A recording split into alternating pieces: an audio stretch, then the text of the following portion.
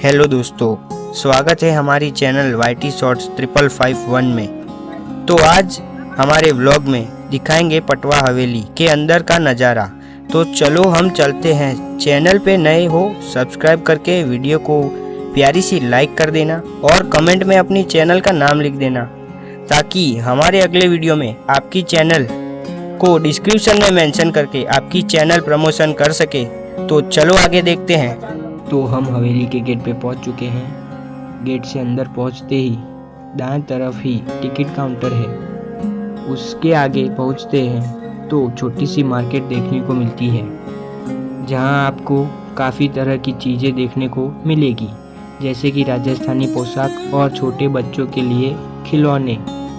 तो आप देख ही सकते हैं कि यहाँ पर कितनी भीड़ है। तो चलो हम टिकट ले के हवेली देखने चलते हैं।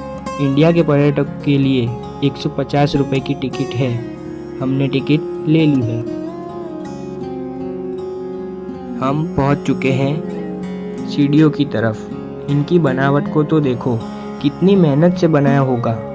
सीढ़ियों के दोनों तरफ लकड़ी की पट्टी भी लगाई है, ताकि चढ़ते समय कोई गिर न जाए। इसमें कोई ईंट, सीमेंट, लोहा इस्तेमाल नहीं किया गया है। फिर भी इतनी मजबूत है कि इतने सालों के बाद भी इसमें कोई दरार नहीं है, कुछ टूटा हुआ भी नहीं है। ये है इस हवेली का सबसे सुंदर रूम। यहाँ पर हमने अपनी टिकट जमा करा दी और यहाँ एक मंदिर भी है। यहाँ का काम तो देखिए कितना बारीकी से और कांच से किया गया है।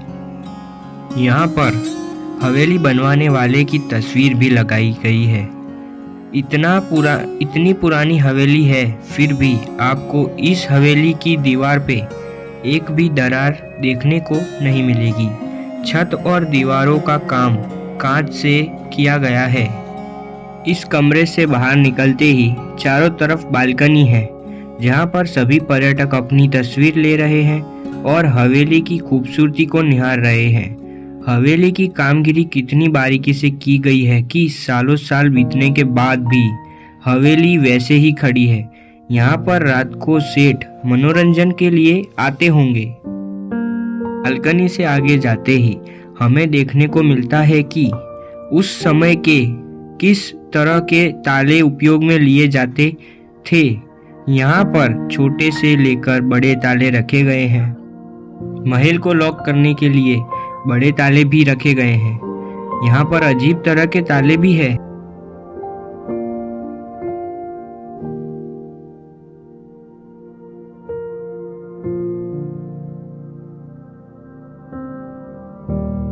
जैसे कि मेंढक के आकार का ताला, केकड़े के आकार का ताला और ऊंट के आकार का ताला, बिच्छू के आकार का ताला, शेर के आकार का ताला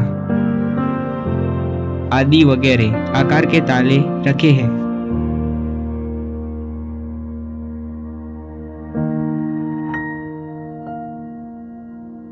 उस कमरे से आगे जाते हैं तो हमें देखने को मिलता है सेठ का रूम, जहां हमें देखने को मिलता है कि यहाँ पर वीणा रखी है, खेलने के लिए शतरंज की व्यवस्था है और संगीत सुनने के लिए पुराने जमाने का वाद्य यंत्र है।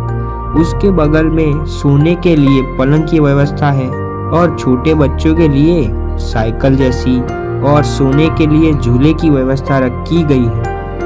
सेठ के कमरे के बगल में ही सेठानी का तैयार होने का रूम है। यह कमरा सबसे अलग है।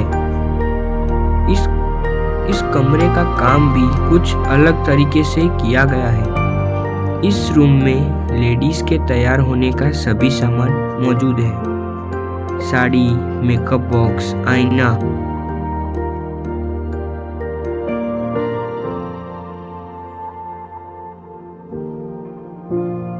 और यहाँ पर कपड़े प्रेस करने के लिए इस्त्री और पुराने जमाने की सिलाई मशीन जो पैर से चलती है।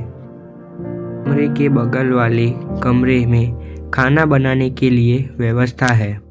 इस कमरे में हाथ से चलने वाला पंखा है। उसके आगे खाने के लिए बाजोट है। पुराने ज़माने में सब नीचे बैठकर ही खाते थे।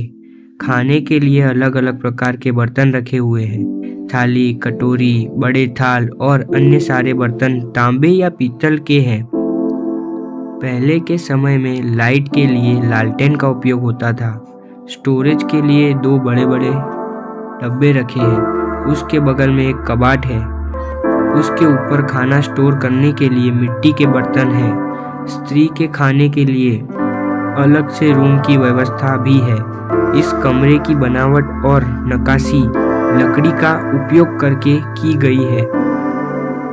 उस कमरे से बाहर निकलते हैं, दूसरी मंजिल की बालकनी में पहुंच जाते हैं। यहाँ पर भी पर्यटक देखने को मिलेंगे और थोड़ा आगे चलते ही हमें देखने को मिला सेठ के कई कलाकृतियों के तस्वीर और उनके वाद्य यंत्र।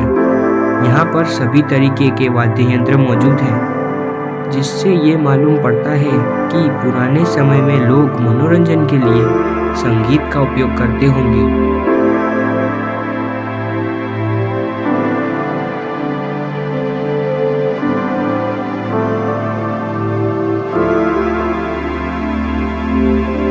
उसके बगल वाले कमरे में सेठ बैठकर संगीत सुना करते होंगे, क्योंकि यहाँ पर हमें देखने को मिला था बैठने के लिए सोफे हैं और उसके बगल में एक लालटेन और पुराने जमाने वाला म्यूजिक प्लेयर और वीणा है, हारमोनियम है।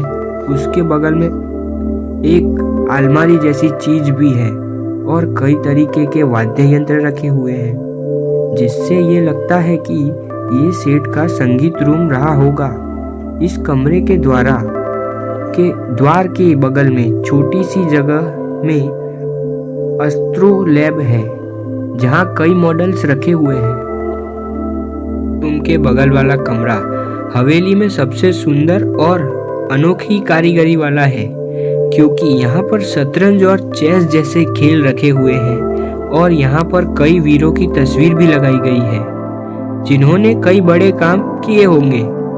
और यहाँ पर एक जोधपुर के क्लॉक टावर डेमो भी रखा हुआ है, जिसे छूना मना है, इसलिए वहाँ कांच लगाया हुआ है।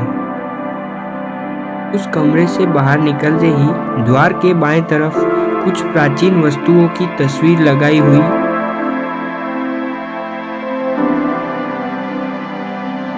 उसके बाद हमने देखा कि कई प्रकार की मूर्ति रखी थी।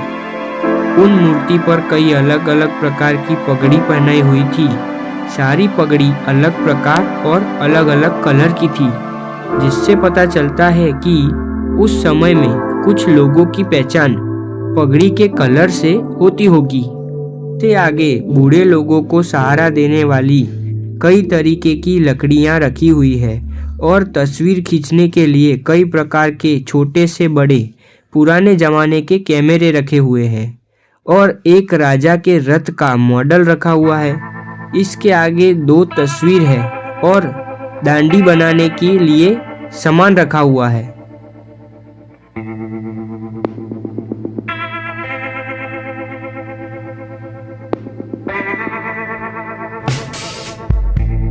सबसे नीचे वाली मंजिल पर हमने देखा कि पुराने जमाने के कई प्रकार के छोटे से बड़े सभी बर्तन देखने को मिलते हैं।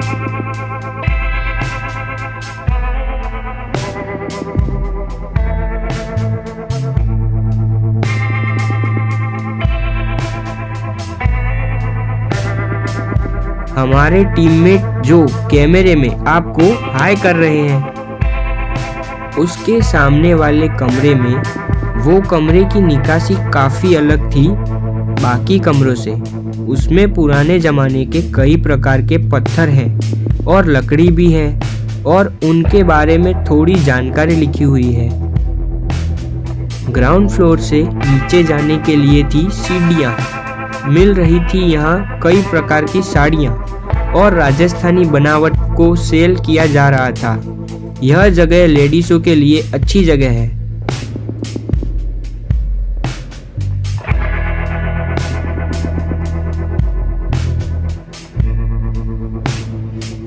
उसके बाद हम हवेली की छत पर गए। सब लोगों को हमारा हाय फिर हमने वहाँ से सिटी का दृश्य के लुत्फ लिए। यहाँ से आपको किला सीधा दिखाई देता है। यहाँ से आप फोटोग्राफी का मजा ले सकते हैं। अगर आपको ये पटवा हवेली पसंद आई हो तो हमारे चैनल को सब्सक्राइब करें और वीडियो को लाइक करें। ऐसी और वीडियो के लिए कमेंट करें और अपने चैनल का नाम लिख देना, क्योंकि हम हमारे अगले वीडियो में हम आपकी चैनल का प्रमोशन कर सकें।